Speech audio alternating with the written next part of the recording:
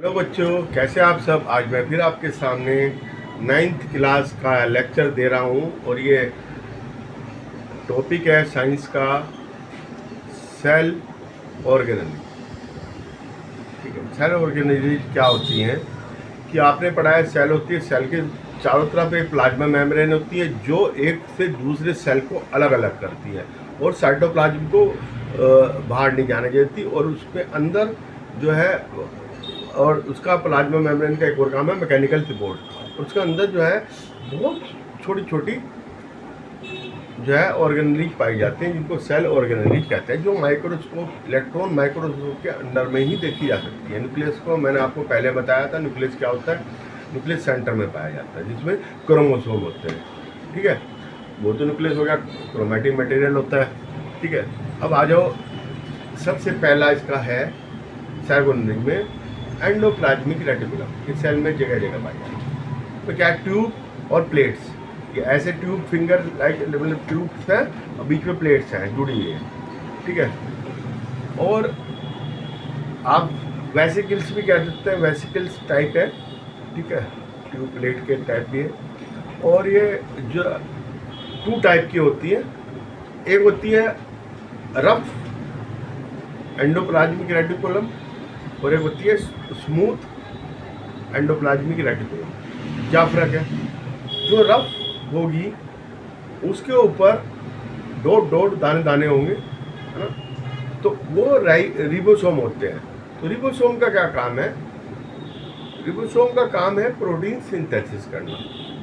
ठीक है, तो जो रफ एंडोप्लाज्मिक रेटिकुलम है वो प्रोटीन सिंथेसिस में काम आती है।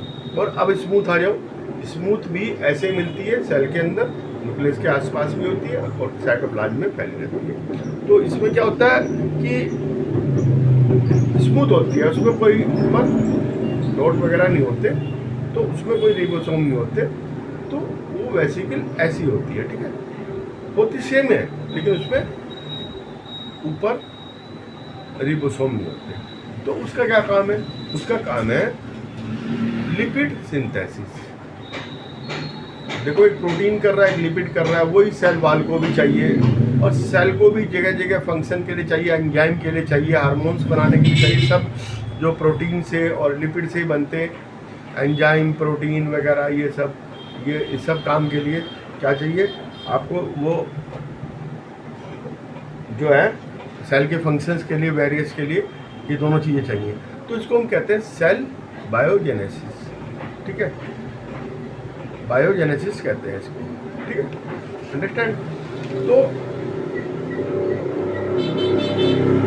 और जो है स्मूथ एंडोप्लाज्मिक रेटिकुलम, इसका एक और काम भी है, ये डिटॉक्सिफाई करती है।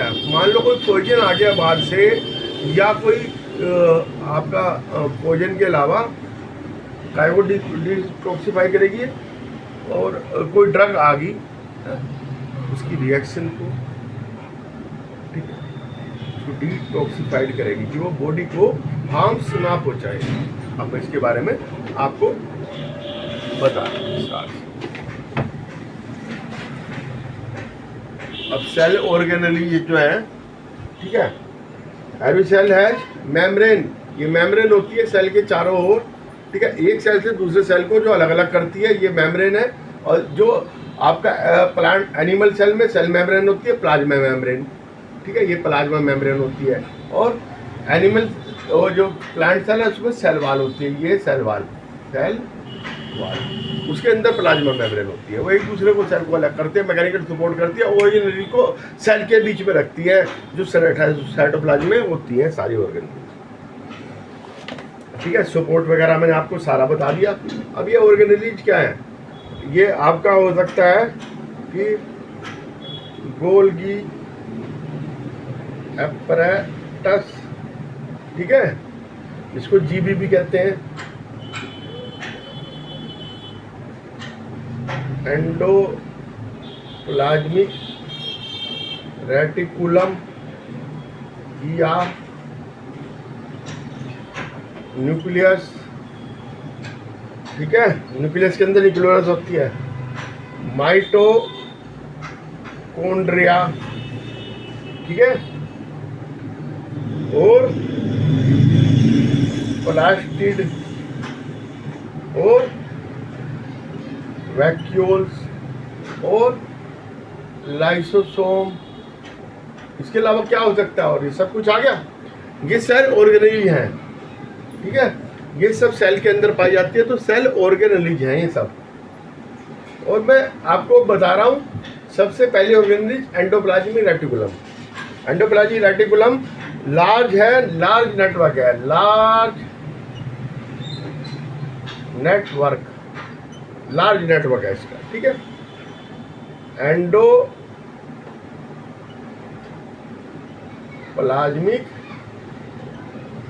रेटिकुलम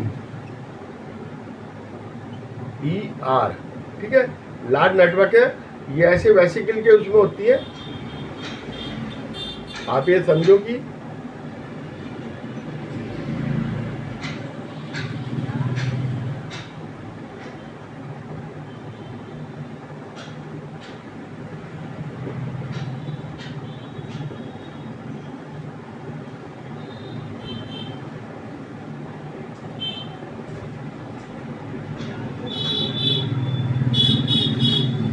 सोम इसके ऊपर ये इस तरह से होती है, ये वेसिकल्स होते हैं, ये प्लेट्स होती है इसके बीच में, ठीक है। ये प्लेट्स है, ये प्लेट्स है बीच में, और ये वेसिकल्स, ठीक है। वेसिकल प्लेट की तरह से होती है। ट्यूब्स है, ट्यूब भी कह सकते हैं वेसिकल को, ट्यूब्स के लाइक से है, ट्यूब लाइक होती है, ये ट्यूब लाइक है, देखिए ट्यूब लाइक है, ये ट्यूब लाइक है, ठीक है। और ये फिर दो प्रकार की होती है, 2 types are there. This is smooth, पहले तो आ जाओ,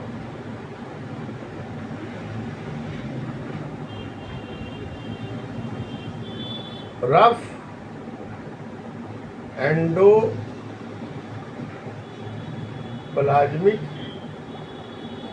reticulum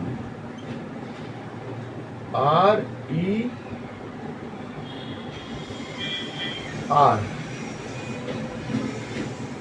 smooth endoplasmic reticulum SER, ठीक है। 2 टाइप की होंगी। इसके ऊपर क्या होंगे, राइबोसोम, और ये होगी स्मूथ होती है, नो राइबोसोम्स, कोई रिबोसोम्स नहीं होता इसके ऊपर, राइबोसोम रिबोसोम कुछ भी कह सकते हैं आप, ठीक है। तो इसका क्या काम है, प्रोटीन सिंथेसिस। रिबोसोम जाते हैं प्रोटीन सिंथेसिस करते हैं, और इसका क्या काम है, लिपिड सिंथेसिस। ये देखिए सेल में, ये यहाँ पर है, ये एनिमल प्लांट सेल दोनों में पाई जाती है, ठीक है। ये प्रोटीन सिंथेसिस कर रहा है, ये लिपिड सिंथेसिस कर रहा है, ये दोनों मिलके क्या बन गया, लिपोप्रोटीन, जो आपकी प्लाज्मा मेम्ब्रेन बनाने में भी काम आता है ना। सेम ऐसे है जैसे प्लाज्मा मेम्ब्रेन ऐसी ही होती है, लेकिन इसका काम अलग है, ठीक है।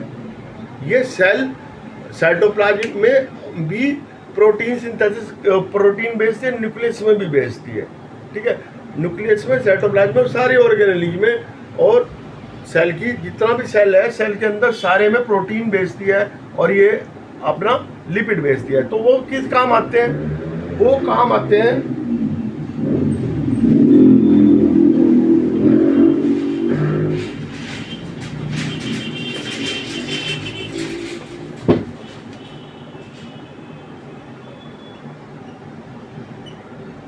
है ना,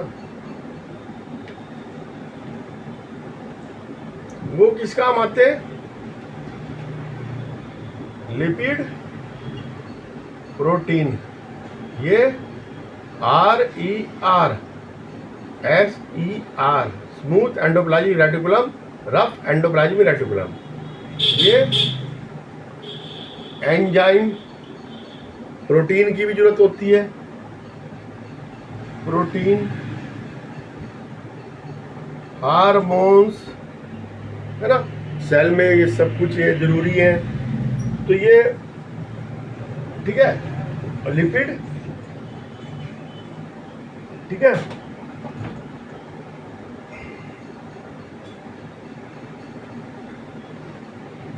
जो एंडोप्लाज्मिक रेटिकुलम है, जो दूसरे उससे अलग अलग उसमें आल्दो जब भी ये होगी एंडोप्लाज्मिक रेटिकुलम होगी, हैं, जो एंडोप्लाज्मिक रेटिकुलम है ये वेरी करती है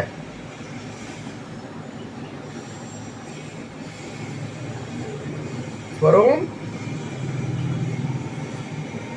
सेल टू सेल, हर सेल में वेरी करती है, यानी कि सेम होगा, स्ट्रक्चर सेम नहीं होता इसका, ठीक है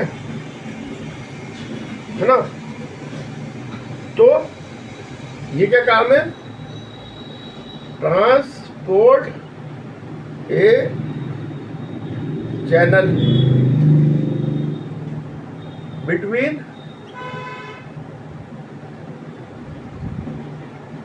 है ना, काय का स्पेशली प्रोटीन का चैनल बनाती है साइटोप्लाज्म, है ना, जो वेरियस रीजन ऑफ साइटोप्लाज्म और बिटवीन साइटोप्लाज्म एंड न्यूक्लियस, ठीक है, न्यूक्लियस और साइटोप्लाज्म, इसमें ये जो है आपका चैनल बनाती है, ठीक है। तो इसको हम क्या कहते हैं, जो प्रोटीन और ये बनता है, बायो प्रोसेस को क्या कहते हैं, बायोजेनेसिस प्रोसेस है प्रोटीन और ये लिपिड का बनना, ठीक है, बायोजेनेसिस होती है इस सेल के अंदर, है ना। और ये जो है SER, ये इसका एक और स्पेशल फंक्शन है, क्या काम करता है, बायोकेमिकल एनिमल कार्ड था, ठीक है, ये वर्टिब्रेट में क्या काम करता है, कुछ एनिमल में रोल कायम करता है, डिटॉक्सिफाइंग